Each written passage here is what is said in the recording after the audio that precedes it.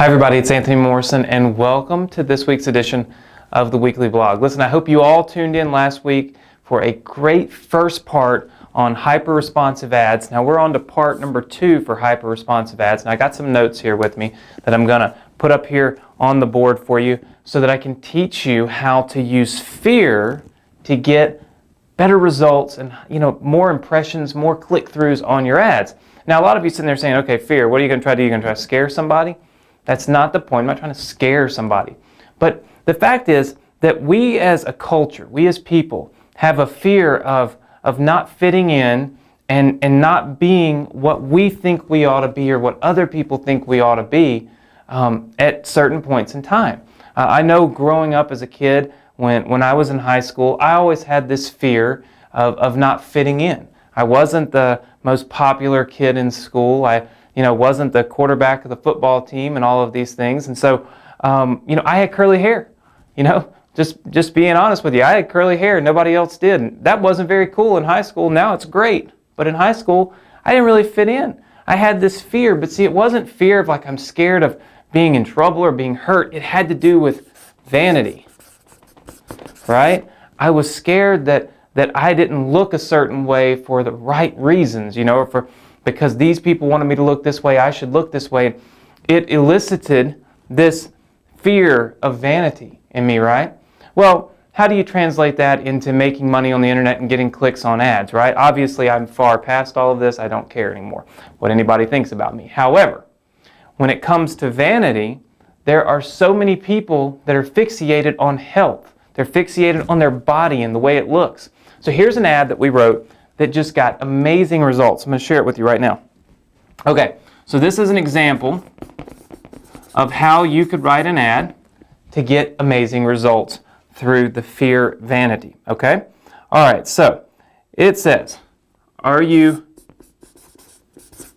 embarrassed because you're out of shape? Right? So this is kind of the first part of it. It says, are you embarrassed because you're out of shape? Get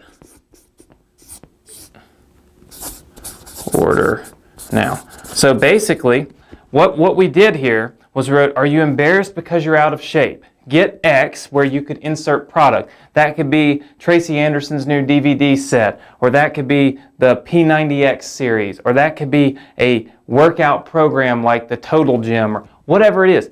Whatever it is that can help people get in shape, you can insert here and put order now. Here's what you've done. You've asked them, are you embarrassed?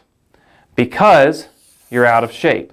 So now you've made them think, when I go to the beach this summer, am I going to be out of shape, maybe a little embarrassed, not fit in? Am I worried about how I look in a swimsuit? Well, I can get this product, product X, and then you tell them, order now.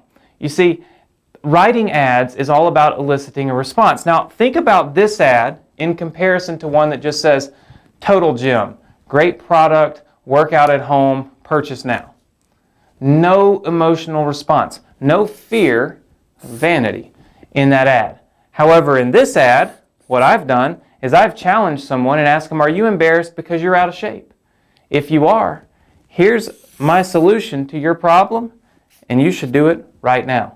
You see, I've elicited that fear of not fitting in, that fear of vanity, right, that we all have in us, especially when it comes time to going on vacation, going to the beach, going to the swimming pool, going to even a dance in high school or college or whatever. We all want to look a certain way and fit in. And we can do that by staying in shape. There's nothing wrong with that. But when you word your ads like this, what you're doing is you're attracting someone through an emotional response of fear and vanity, and you're going to help increase your clicks, which is obviously going to increase your return on investment.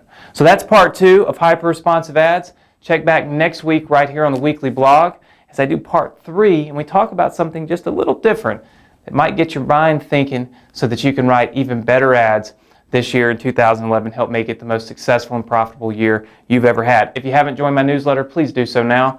If you're wondering why I'm wearing the same shirt, it's because when I get on a roll, I film these things and I break them up over a series of weeks so that you get the information and you can digest it, put it into action, and then you get some more. So you're probably going to see me in the same shirt couple more weeks in a row.